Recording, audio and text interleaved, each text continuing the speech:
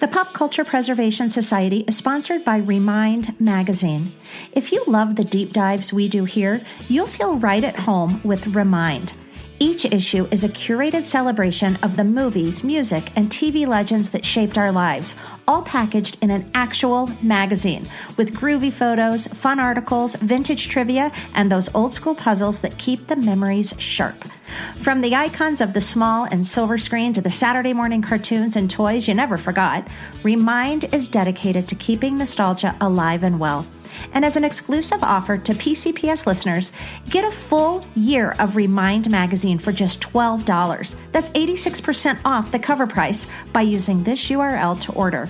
remindmagazine.com/pop. That's remindmagazine.com/POP. Don't just remember the past, reclaim it. Subscribe today and bring a little more then into your now. Hi, I'm Eve Plumb, and this is the Pop Culture Preservation Society. Hello world is a song that we're singing. Come on, get happy. A whole lot of loving is what we'll be bringing. We'll make you happy. Welcome to the Pop Culture Preservation Society, the podcast for people born in the big wheel generation, which will from today forward be known as the Brady Bunch generation. We believe our Gen X childhoods gave us unforgettable songs, stories, characters, and images. And if we don't talk about them, they'll disappear, like Marshall, Will, and Holly on a routine expedition. And today, we'll be saving and honoring one of the most beloved characters of the Brady Bunch generation, the one who crashed into her parents' anniversary present because she wasn't wearing her glasses. In an interview with Eve Plumb, the actress who spent her childhood playing Jan Brady, about her new book called Happiness Included, Jan Brady and Beyond. I'm Carolyn. I'm Kristen. And I'm Michelle, and we are your pop culture preservationists. Here's the story of a lovely lady who was bringing up three very lovely girls. All of them had hair of gold, like their mother, the youngest one in curls. Before we begin, I just want to give our listeners the official PCPS review of Happiness Included by Eve Plumb. A+, 5 stars. Not only do we get to know the woman behind one of our generation's most beloved characters, we also get an incredibly funny read, chock full of Gen X references that you'll recognize from your own childhood, like ashtrays, give a hoot, don't pollute bumper stickers, mixing up witch's brew with salt and pepper, trying to keep your underwear from showing in your micro mini dress. Eve Plumb's life could have been your life if you also starred on the most recognizable show of all time. I think this book could be the most universally engaging book to people our age, made even more so because of the writer's incredible wit. I do believe this is how the grown-up Jan Brady would talk if she were a real person. And today, we are so honored, so privileged to welcome the author of Happiness Included, the creator of Jan Brady, and a woman who continues to make art and put it out into the world. Eve Plumb, welcome to the Pop Culture Preservation Society. Sure, thank you for having me.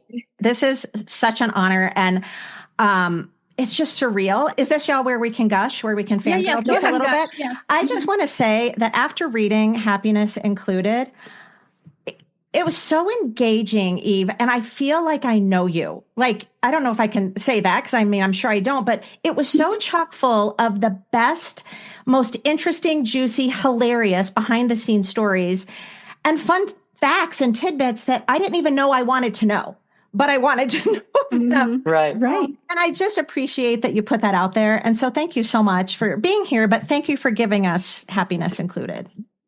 Yes, indeed, Happiness Included in that book. It's a perfect title. And like Michelle, I am two people at once. I'm inhabiting my 10-year-old self and my 60-year-old self. And our listeners know there's nothing better than that, to be able to be those two people at once and go, hey, Carolyn, your 10-year-old self, look who you're talking to. So again, thank you for coming and really for sharing so much in your book and sharing your story, because I think what a theme that will go throughout this conversation with you is how relatable you are.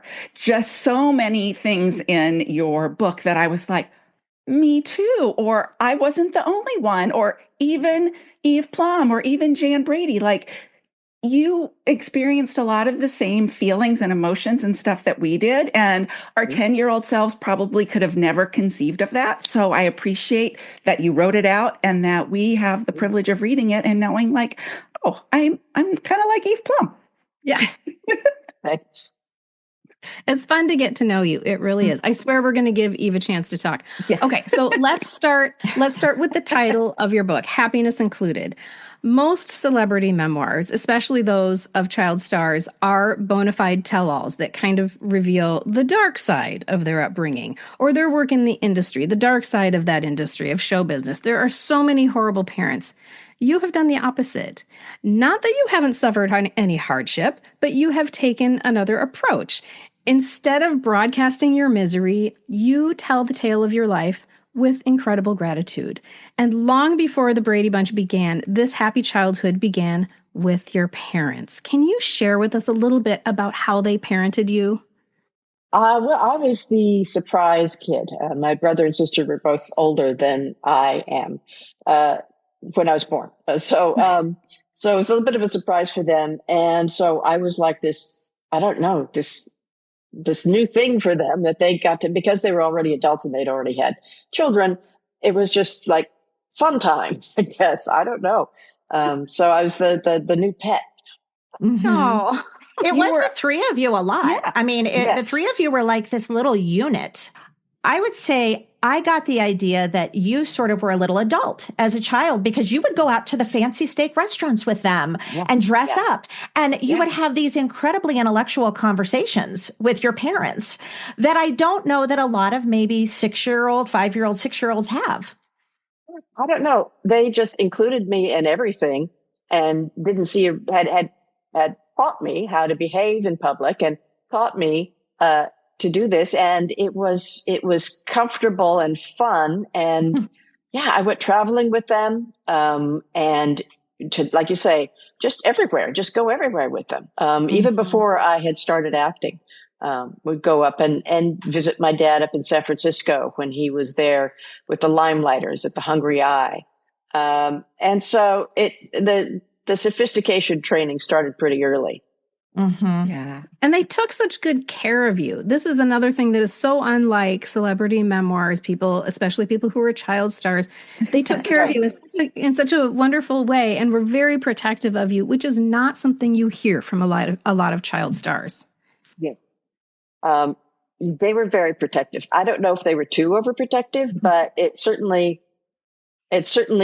served me well. You know, they kept me out of harm. They were always sort of looking for the bump in the road, which is good. You know, I think you say, this is a quote directly from your book, that I think really sums up, how you felt about them and how they made you feel. You say, I was treasured for being me, their little daughter, and I knew it. yes. That gives me goosebumps. That's what everybody hopes, that, you know, that's all of us are parents as well. And so that's always how we would hope our children feel about us. But that's a lovely legacy that you then wrote that in your book. And also, it wasn't that, I mean, yes, I was certainly pampered and paid attention to, but I was not spoiled. I was not allowed bad behavior.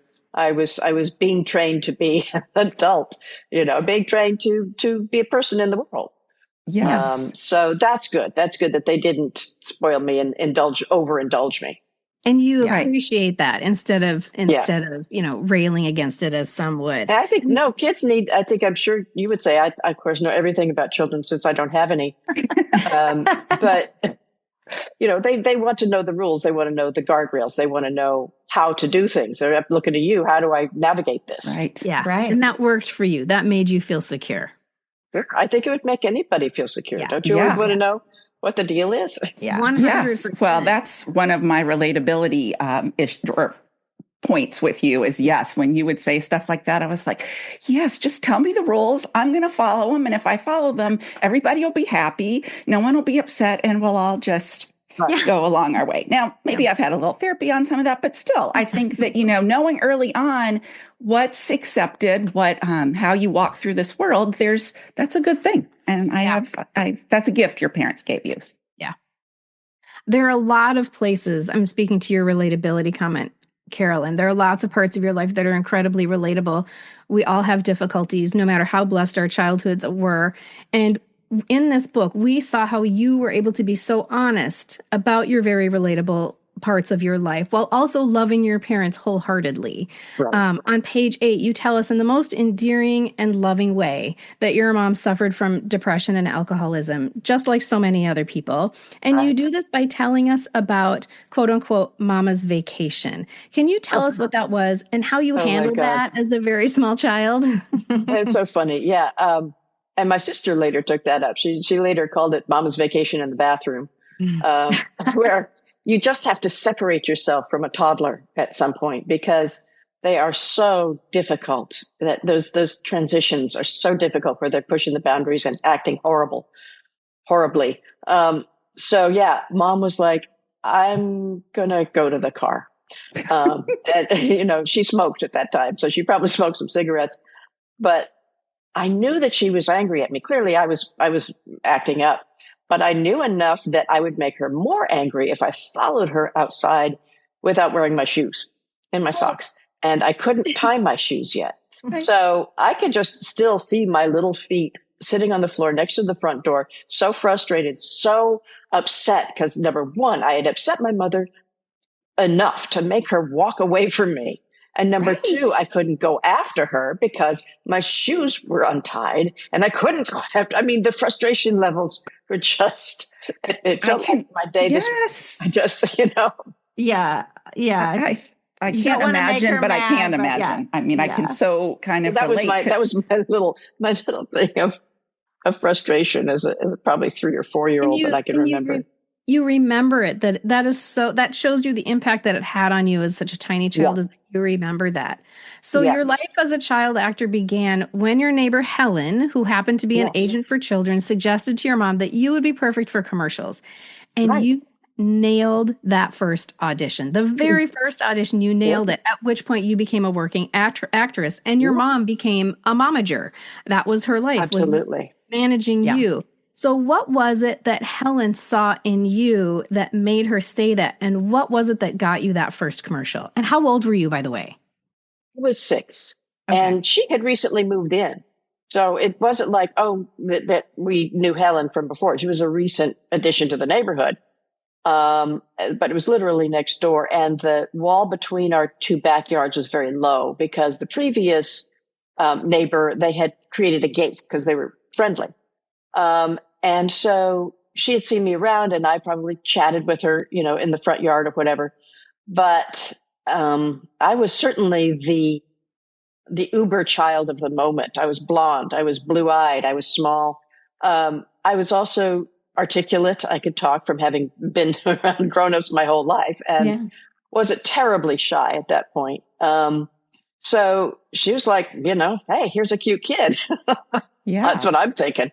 I wonder if the success you had immediately could be attributed to just spending so much time as almost an only child. I mean, they always say if you have more than 5 years between children, they all take on the kind of the qualities of an only child. But I just wonder if the way you were able to nail it so quickly, and what we're about to talk about, all the roles you had as a very young child, pre-Brady Bunch, you almost always were just getting them, but you knew how to, I don't want to say work adults, but you knew how to be in a room with adults, right? And you knew how to follow directions and speak clearly and be sort of a professional at age 6 or 7, probably. Also, my dad had written to my brother that I was a good mimic, that I liked to, they were both hilarious. So I would like to make jokes and do voices even before I started. So I was also used to not so much performing, but in a way performing, when you're in conversation, entertaining. Entertaining. Yeah. So that's how it became feeling very natural.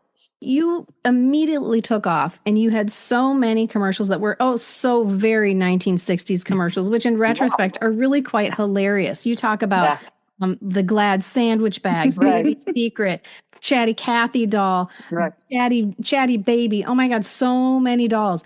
Tell us what you remember about some of those, because that was really how your career started.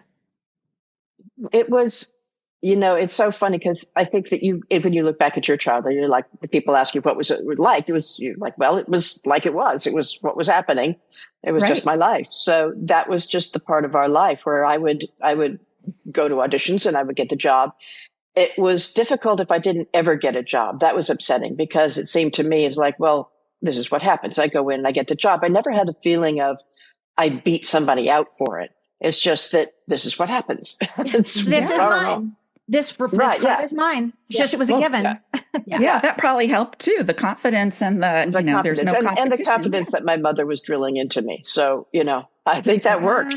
Yeah. Did you ever get the dolls? I just want to know, did they give you the dolls? No, I like I said, I think they gave me the baby secret, but I don't remember having it and loving it. I had a Raggedy Ann doll. I had Barbies. I had troll dolls. And I had this other weird little baby doll that I think was a hand-me-down for my sister. They also may have given me the twins in the little seesaw thing. There's a boy and girl twin, little Aryan dolls. Yeah. Like the Aryan kid, Exactly. Yeah. Oh gosh. But you don't really, because you're usually in a TV commercial at that point, you're working with prototypes. So like the sketchy thing that I did, it wasn't a real thing. It wasn't the actual toy. It was sort of a mock-up of it. It wasn't the actual toy yet. Oh, interesting. Kind of like the food sometimes you eat on shows. Right. Isn't the actual food, right? Okay, so we want to definitely spend some time talking about pre-Brady Bunch because you had a huge career pre-Jan Brady and lots of popular television shows in the late 60s, The Big Valley, Lassie, Lancer, Mannix, It Takes a Thief, among others.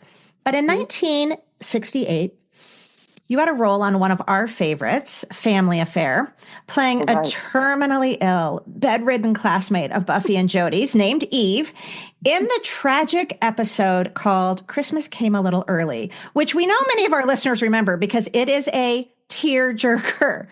Eve is laughing right now. I know, yeah. Eve has her hand over her mouth. Yeah.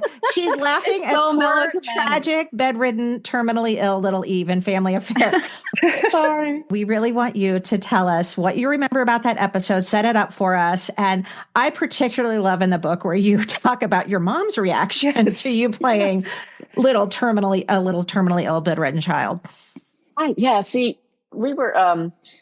my mother was very much into astrology and something called science of mind, which is like Christian Science with aspirin. We certainly went to doctors and everything, but it was all about, speak your word and be positive and be careful what you tell people because not everybody wishes you well, which is generally true.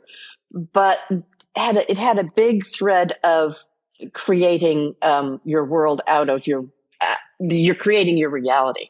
So you have to be careful what you say and how you act and what you do. So she must have been able to do some kind of a disconnect in her head because for me to pretend to be sick, for me to have my own name of being this sick little girl who dies at Christmas. Oh God. You just keep piling it on. It's just, I mean, she probably had to do extra affirmations by the side. And take extra aspirin. Take extra aspirin and just be like, I don't know. I wish I could remember, if she at the drive home would go, you're not really sick and it's just play acting and all of that. She must have done that because she believed so strongly in what your thoughts become your reality. And to some extent, it's true. I think you find what you look for, and attitude is everything. And it's not always easy to change your attitude, but that right there is almost like a negative comment. So it becomes this weird, thing of how to you can get really crazy with your own thoughts. Yeah, because you would almost have to suspend that when you're acting, because I noticed a lot of your roles that you played, you have experiences that your parents were so afraid of in real life, but they got, she's kidnapped, she fell down a well, she's, dying. And so how interesting that, you're playing out in real time, these things that they're so afraid of truly happening. I want to go back to Family Affair for just a second, because this is something that fascinates me. And that's a horrible word to use. That's not exactly what I mean, but it's something that's played up, it's got a little place in my brain that it hasn't left. We have referenced on this podcast many times the death of Anissa Jones, who played Buffy, of Family Affair, mostly because when it happened, my mom told me that she had been hit by a car. This was a common theme for my mom, and I think she thought that somehow being hit by a car was less tragic than how Anissa really died. Gen X parenting, right? Hashtag Gen X parenting. Anyway, this tragedy, it affected you enough for you to reference it in your life story. So what did her death mean to you at the time? Well, I think, unfortunately, it happened at such a remove. Like for me, because that was my only interaction with her, was when I worked with her on the show. That it was very much like you read about the death of a celebrity that you are aware of, but haven't seen in a long time. A little bit like whistling past the graveyard, you know, that tragedy hadn't been my tragedy. That I was fortunate enough to not be addicted to drugs. And I don't know how that happened, but it just did. Yeah. So it was sad and strange. It left a mark on you. I think it affected a lot of people in that same way, sad and strange. How do you incorporate this into your reality? Okay, so at just 10 years old, your career is starting to level up. You're doing great in commercials. You're doing lots of guest spots on TV. But now you have been offered a permanent role on a brand new series called The Brady Bunch. And you told your mom at just the tender age of 10 years old that you had grave misgivings about the Brady Bunch, this new show that you had been cast in. You were so very young, but you knew a lot about the world, and you had experienced so much by being in the adult world of show business already that you felt unsettled by it somehow. What was it that bothered you? And can you tell me what your mom said about that? Yeah, I was very concerned about the environment, or ecology as we called it back then. And I was aware of the peace movement, and I was aware of protesting, and the fact that people weren't just living, they were protests. So people were, speaking out about things like the environment and the war and food we eat and so forth. And I saw the Brady Bunch. This is so funny. At 10 years old, as like light fare, and wasn't important. It wasn't something that could change the world. Little did I know. Right. Oh my gosh. Right. My mom, God bless her, and I think this is another thing that speaks to their parenting, is that she didn't laugh at me or poo-poo what I was saying. She took it seriously. She was like, well, you know what? Because she'd lived through the Depression. And she said, when times are hard and, people deserve to have entertainment that makes them feel better. So I think she, in her mind, was referencing all those fabulous movies from the 1930s, the Fred Astaire, Ginger Rogers stuff. And that immediately made me feel better and gave me permission to go ahead and do this job that I knew I was going to not have to do, but this was going to be the next step. I had already done several pilots, well, 2, that didn't go. But I just wanted to be prepared if this one did. Yes. It's I'm glad she didn't laugh at me. Well, yes. And what she said, is that a little foreshadowing or what? Because is the Brady Bunch not the show that so many of us go to provide that comfort when things are hard? We do still. Yes. You can't deny how impactful, the silly little show or whatever was for generations. I mean, to this day, right? And one of the things I think that all of us who grew up with the Brady Bunch craved was that relationship and the camaraderie and companionship of that big family, especially all those siblings. And listen, like we've said before, this is such a refreshingly non-salacious, non-scandalous book. Right. If there were any big riffs or anything scandalous going on, y'all listening, Eve's not going to tell you about them because it's not her story to tell, really. And that we respect that so much. I mean, once you get your head around Marcia and Jan taking smoke breaks in season 5, it's non-scandalous, right? But for the most part, you got along. And yes, you do say, of course, you had little squabbles here and there. I just thought it was so lovely, and that you all are still friends. Listeners, to this day, Eve and her husband Ken and Chris and Christopher Knight and his wife, Kara. Is it Kara or Kara? Kara. Still have Zoom happy hours monthly, and they live on opposite coasts. So how just delightful is that to know that you guys are still friends? We love knowing that. Yeah, we do. Absolutely. Yeah, it's helpful because to have that shared history with somebody, it's like somebody that you've grown up with and gone to college with, and you still, you know, you have that shared history, and it's the two of you or the four of you that know what has been going on all these years. Mm-hmm. And you can't have that. You can't have that shared history with anyone else except those other 5 people. Sure. You really can't.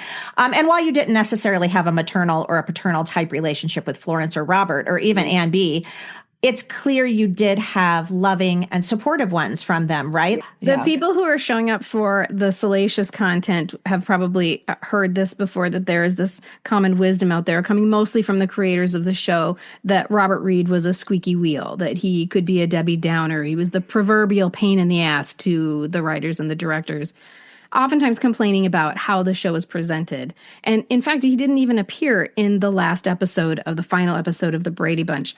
But across the board, we learned from your book that all of the Brady kids have nothing but love for him. Can you tell us more about that and why you chose to include that? Well, I couldn't not include it. I couldn't not talk about him because it's such a big part of it. But it always seemed to us that even though it made for tension, he was just trying to make it better. He was trying to say, this is, you know, sitcom acting is, nobody expects it to be Shakespeare, and him least of all. But if it's going to be supposedly that we're living in his house, let's make it look real as possible. Mm-hmm. Let's make it make sense a little bit.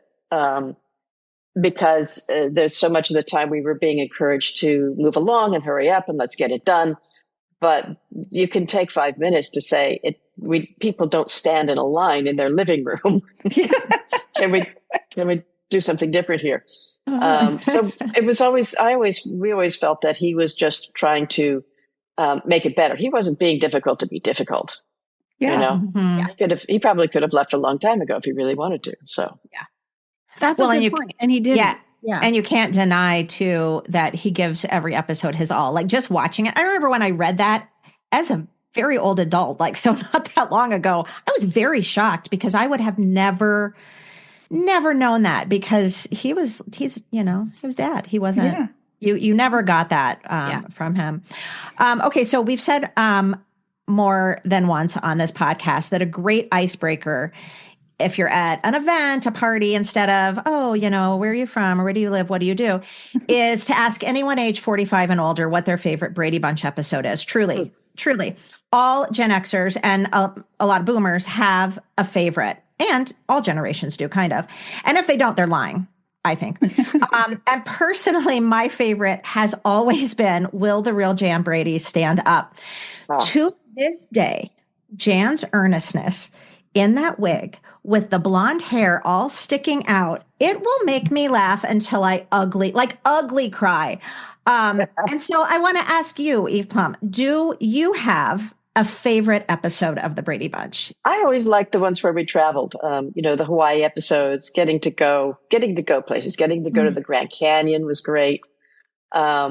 Because for me, it's not necessarily the episode that I watch, it was the episode that I film. So for me, Grand Canyon was fun. For me, Hawaii was fun. As far as watching them, I didn't, other than like first run, I don't really watch them. I would watch it every week. It was on. When it was on, I would watch it. We would watch it. My mom and dad and I would watch it. Oh, that's so cute. Did you laugh? Did you enjoy it? Did you think this is cute? Hard to watch. Okay. It was hard to watch. It took me a while before I could really watch myself on TV. Yeah. Yeah. Just from a self-conscious point of view? Because I'm sure when you hear your voice recorded here, you hear it played back. It's like, and you see yourself recorded and how it looks. Like, do I look like that? Do people see me differently than that? Because I don't think I look like that. Right. Yeah. Yeah. Yes, we can relate. Mm-hmm. My favorite episode is the Davy Jones episode. Everybody remembers the Davy Jones episode where Marcia sneaks into the studio to ask Davy Jones to perform at her prom. And then he turns around and asks her to go to the prom to be his date. But I just found this so interesting in your book. Creepy? How old is she supposed to be? Yes. Oh, yeah. Of course it's creepy. Yes. But he's in his 20s. She's what, 15? Yeah. But also what in my real life, my father had signed the monkeys to RCA in his job. And so I would go and listen to the monkeys record. And Davy Jones used to say, well, I'm going to marry you when you grow up. So he's saying that to, a 10, 12-year-old kid, which is now we just don't, it's just too creepy now. But it really was. It was fine. Yeah. And did you think you were going to marry Davy Jones? I sort of like, it seemed like a possibility. Why not? Yeah, because exactly. You don't know at 10 or 12, you don't know how your life is going to be. You have no idea. You want to grow up, but there's no idea. There's nothing to draw on to think about what this might be like. Mm-hmm. Right. I just love the fact that here this episode is centered on Marcia, but it's really you, Eve Plumb, who had actual experience with the monkeys. Your father signed them. That's historic. That's like your dad has a place in history there. Mm-hmm. He really does. Yeah, he signed the Jefferson Airplane too. Oh my God. Isn't that crazy? Yeah. Yeah, he was a very hip dad. So on top of all the other great things about him. Yes, another thing I loved about him I didn't get to talk about before, but how he took out the ads in Variety and Hollywood Reporter. Yeah. And he designed them himself. Yeah. I hope you still have those. We did have some of them. Some of them were saved. We may have sold them at auction. Oh, okay. Yeah, I don't know. Special. I don't know if, he did do the designing and did do some cut and pasting. And I don't know if maybe what we had was what was brought, that he made that was brought to the office, or if he did some layout and they gave him the thing that they had made to however they made it back then. I know. And who knows how they do it now, but it was definitely not drag and drop. Mm-hmm. Right. Yeah. So there was a lot of thought that went into it. I thought it was like really special. The rubber cement. Yeah. Right. That you could ball up in your fingers. Exacto knife. After 5 seasons and 117 episodes, this Brady Bunch ride is coming to an end, and you're going to enter a new chapter of your life. And that chapter actually includes a fun little date that you talk about in your book.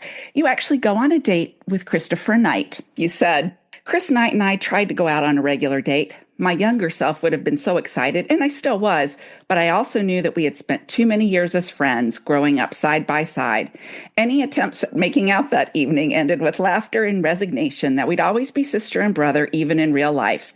In actuality, Chris wanted to jump feet first into being a regular high school kid, and so did I. And that leads us right into probably the part of your story that's the most relatable to me is your high school years.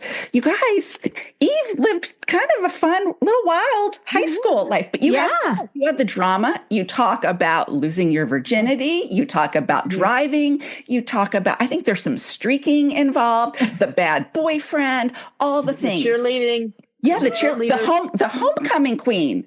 The homecoming queen, man. That's pretty exciting. Yes. It was a small school. I know you say that, but you don't have to say that part. Just like, you were the homecoming queen and you had to change quickly and all that. I just loved that because I think all of our readers will be able to identify with some aspect of your high school experience. And I'm so glad for you that you got to have that because you talk when you were younger and doing the Brady Bunch that you wanted to be a bluebird so badly. And you wanted to go to birthday parties. And the only sleepover you kind of attended was the one that we see on the Brady Bunch episode. So I'm so glad for you that you got this, little, little like part of normal life. Although there was still high school experiences. Exactly. How much of this, Eve, was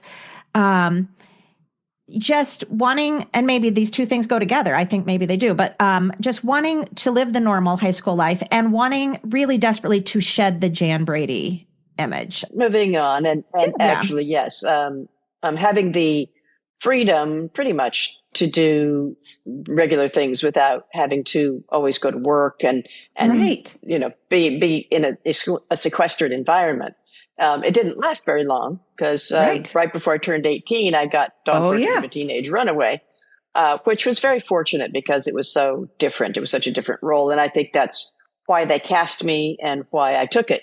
And I think that helped me make a transition from cute kid to adult actor.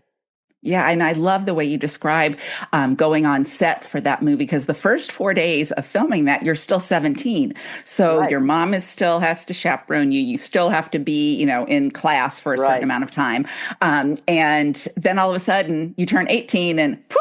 And I Yep. love the way you're so empathetic now. I think in your reflection to what your mom was experiencing, she went from like 60 miles an hour to zero overnight. And I think you didn't, maybe one of the gifts, I'm speaking for you, but I would think of this book is getting to revisit some of these times and go, yeah, mom really, that had to be really hard. And you recognize that. Yeah. Yeah, they gave me too much confidence. I was gone. I was just, yeah. Well, you're like, yeah. done. Yeah. Okay, great. This is what happens now. Fine. But what a huge switch too to Dawn. Yeah. And that's something that I said to you earlier, that I had to have been, it had to have been in reruns or something when I saw it, because it was 1970. Was it 6 or 8? I'm forgetting. 6. Yeah, I was 7. I was too young, but definitely it was a big deal movie. So they must have replayed it as like movies of the week. And I know there was a sequel that I don't know. I think I saw, but Dawn must have replayed several times. And we all recently, rewatched it a few years ago or a couple years ago when we did our TV movies episode. And that is a role. That was a meaty role. Like, how was that for you? Like tackling that and preparing for it even? Yeah. Like I said in the book, my only preparation was having read The Happy Hooker. Happy Hooker. I love that. I forgot about that book. So that was so fun. It's just like, I don't know that I was trying to inhabit a role as much as just play the part as best I could. And it was a lot of on the set training about learning some things about acting. And, but somehow it didn't intimidate me or frighten me. Cause I was 18, got all the confidence in the world. You're 18, you can fly. Yeah, that's right. So yeah, it's super gritty though. It's super gritty, the movie and the role. And so it was such a departure for you, but, it's so well done. Is that a role that you're really proud of? I mean, you've had so many acting credits and theater credits. Is that one that you go back to as, I'm really proud of 18-year-old Eve for tackling that and your performance? Absolutely. Yes. Yeah. Good. I think it was an important moment for the culture too, because you were helping us move on as well. Yes, for a certain generation, it was must-see TV. When we saw those previews back when they would do the little teasers, that was something I was not missing. Like, heck, that was going to definitely be something to watch. And I will never forget that. And I think that much like seeing you in that role, I would get just as excited when your little face would appear in a porthole for the Love Boat. So I'm so glad that you loved doing those Love Boat and Fantasy Island episodes as much as I loved seeing you on those. That was, these ladies laugh at me, my co-host, because you have no idea what it was like for me when I would see somebody from somewhere else be in these other roles. I was giddy. So I'm so glad that you weren't like, oh, another Love Boat, because that would have made me very sad. No. Yes. I love that. I love knowing that. Well, I want to fast forward a little bit. You had those kind of experiences. And then a few years ago, you were on the HGTV show where we renovated the Brady Bunch house and all such high ratings.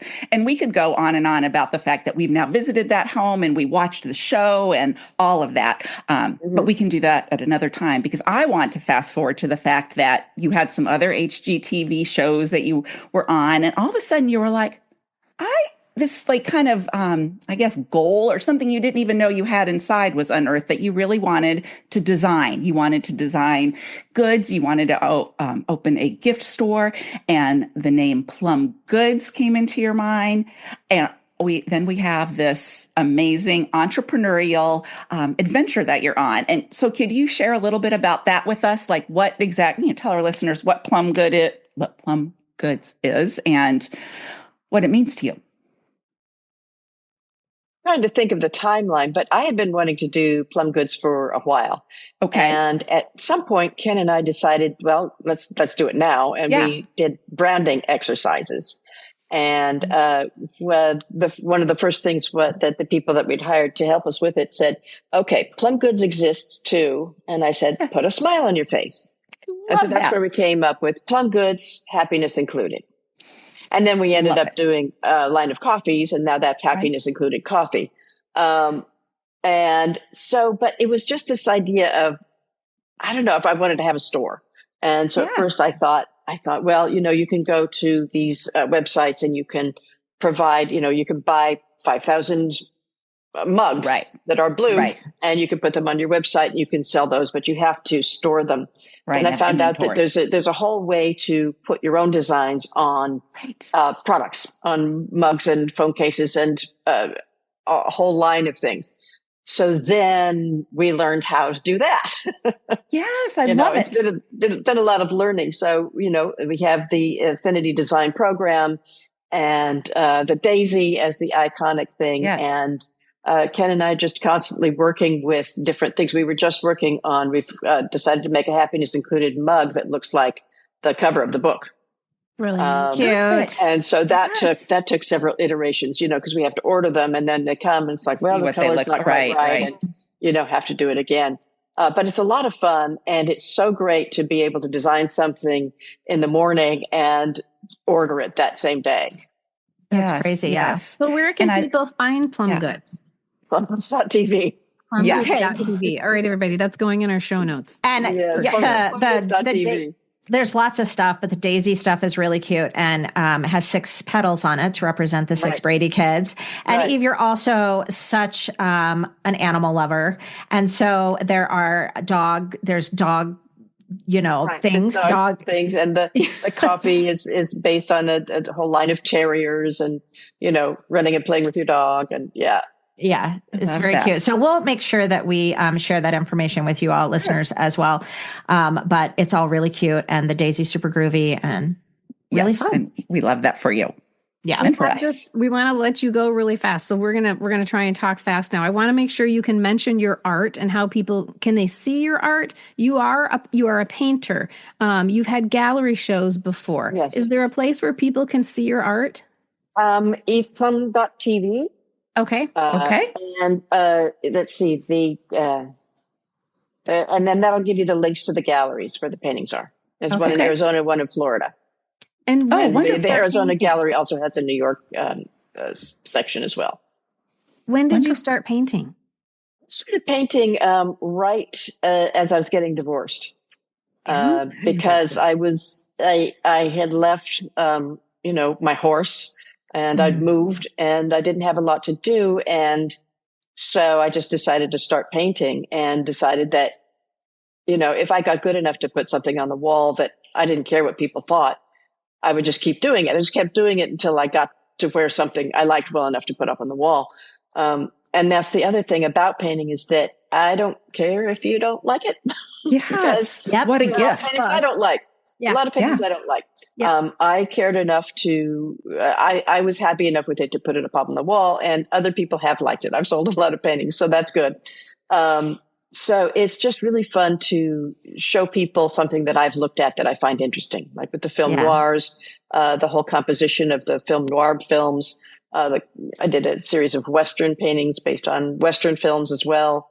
And then other still lifes from my travels, just to be able to represent that small moment of my life. Mm-hmm. For sure. So you're still creating and just in different ways. You are a creator and a creative person and the world is better because you're in it. And we're so glad you've been, a part of our lives and that we've had this opportunity. And we like to do one fun thing with you. We all had childhoods and we all sort of embraced the same things and we like to see what it was that our stars embraced. So these are simple questions about your childhood. What was the first album that you had? A Singing Nun. Oh my God. Gosh. Oh, love that. I think my parents had that album. We have this term called hoosker-doing where we remember things we didn't know we had forgotten that we knew. What was your first concert? Jethro Tull or David Bowie. Which, Jethro Tull or David Bowie. Wow. Do you remember what posters you had on your wall? Well, it depends on the time. I had the David Cassidy. I was David Cassidy, not a Bobby Sherman, and the Monkees, and then a lot of David Bowie stuff, even into my first year in college. I want to ask you one final question. So through this book, you've now shared your life and your stories with the world. What is the one thing you hope people take away from it? What did it mean to you to write it? What for me to write it was to finally answer all the questions that people have had in the way that I wanted to. Mm-hmm. To present your truth, right? And your life. Yeah. In your own, on your own terms. Yeah. And we thank you for it because it was a really, it's wonderful to get to know you as a person. Oh, thank you. Yeah. Yes. Thank you so much. Thank you so much for being with us today. As Kristen said earlier, this truly is one of the crowning jewels of our whole resume of this podcast. It's been so special. There would be no podcast without Gen X pop culture and without you and the Brady Bunch. So hearing about your life, really your entire life, and how it's still evolving, I loved that. That has been a privilege. We are so grateful that you spent the time with us today, and we look forward to spreading the word about happiness included, Jan Brady and beyond. In the meantime, let's raise our glasses for a toast, courtesy of the cast of Three's Company. 2 good times. 2 happy days. To Little House on the Prairie. Cheers. And the Brady Bunch. And thank you. Thank you so much, Eve. Thank you. Yes, thank you, Eve. It was really, really wonderful.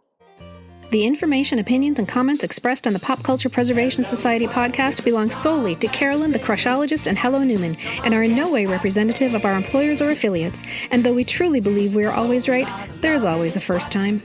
The PCPS is written, produced, and recorded in Minneapolis, Minnesota, home of the fictional WJM Studios and our beloved Mary Richards. Nanu Nanu, keep on truckin', and may the force be with you.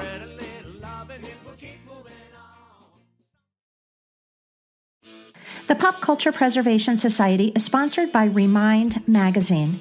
If you love the deep dives we do here, you'll feel right at home with Remind. Each issue is a curated celebration of the movies, music, and TV legends that shaped our lives, all packaged in an actual magazine with groovy photos, fun articles, vintage trivia, and those old school puzzles that keep the memories sharp. From the icons of the small and silver screen to the Saturday morning cartoons and toys you never forgot, Remind is dedicated to keeping nostalgia alive and well. And as an exclusive offer to PCPS listeners, get a full year of Remind magazine for just $12. That's 86% off the cover price by using this URL to order. remindmagazine.com/pop. That's remindmagazine.com/POP. Don't just remember the past, reclaim it. Subscribe today and bring a little more then into your now.